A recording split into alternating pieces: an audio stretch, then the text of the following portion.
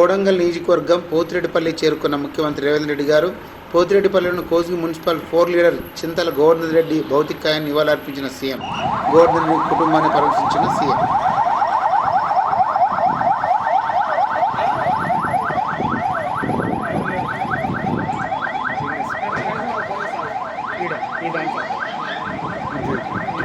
దాంట్లో లేకుండా ఇందులో దాంట్లోనో దాంట్లో ఉంటాడు అన్నట్లు ఫోన్ మాట్లాడతాను.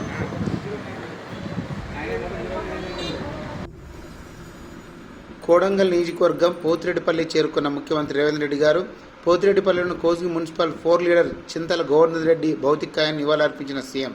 గోవర్ధన్ రెడ్డి కుటుంబాన్ని పరామర్శించిన సీఎం.